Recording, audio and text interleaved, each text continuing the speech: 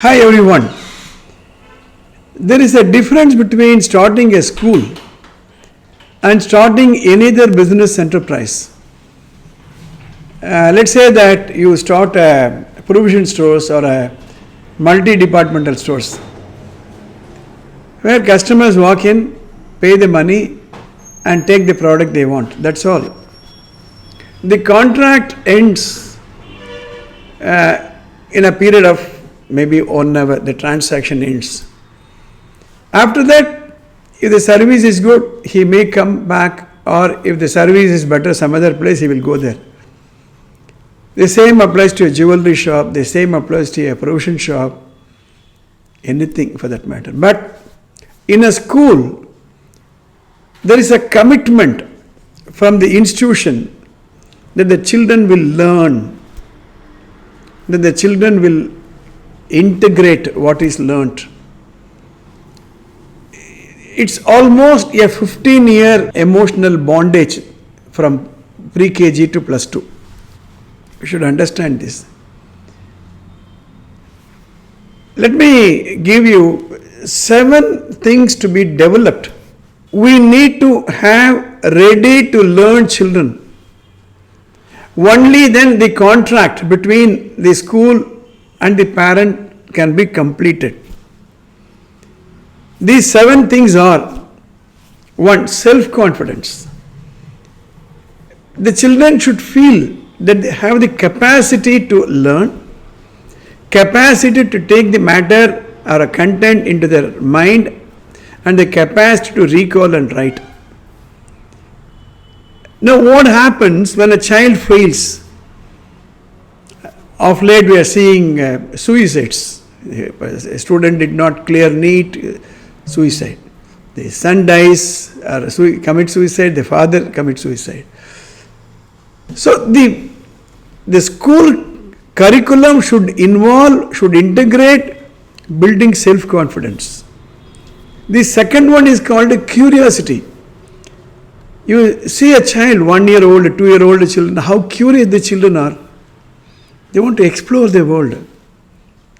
They see something, they take it, look at it. If they want to taste it, they shake it near the ears. But what happens the moment the same child comes to school? If the school is not supporting curiosity building, the child cannot perform as a student.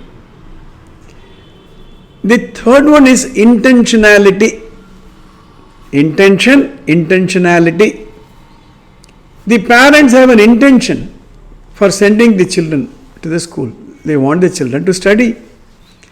The school has an intention, engaging the teachers.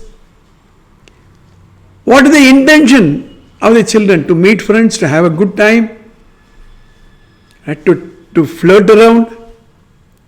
They should be very clearly trained to have a goal. That is the intention. They should come with the intention of studying. That's called intentionality, having a purpose and objective and capacity to act on that purpose. The fourth one is called self-control. Ability to control, ability to accept delayed gratification instead of instant gratification. That is the fourth one. The fifth one is relatedness. How the children are going to relate themselves with others. Their preferences to what is happening in the class. Understanding self, understanding others, and relating these two, relatedness. Connecting emotionally, that is relatedness. The sixth one is called capacity to communicate. The ability to communicate.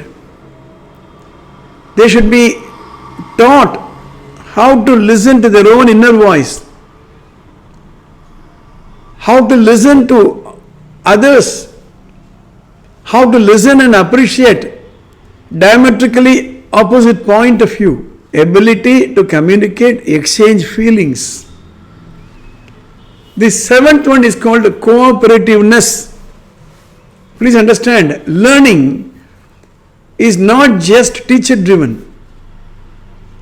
there has to be a lot of cooperation between the school system, the parents, the students. The students should understand how to cooperate with the teachers, how to cooperate with the external environment, how to find a way of integrating all these forces, how to act as a team. Unless and until these 7 things are embedded, integrated in a school system, it's not going to be a pleasant journey. 40 years ago to run a school was easier. I have done it. But slowly, the last couple of years, it's going to be a challenge, especially after the COVID-19. The type of bad habit the children have got into. There is a disconnect between the students and the school for solid 2 years. It's a global phenomenon. A good school management should understand, appreciate this problem. Otherwise, it's going to be very, very difficult. That's why I keep saying, running an educational institution is different from running a shop. You may have all the money, you may have all the infrastructure in the school, from restroom to bus, you can have air-conditioned ambience. But that is not going to make children to become ready to learn. My dear parents, students, teachers and educators, think about this. If we do not attach relevance and importance to these aspects, it's going to be very, very difficult. If you are not subscribed to the channel, please do subscribe, press the bell button, and I'll meet you in the next episode.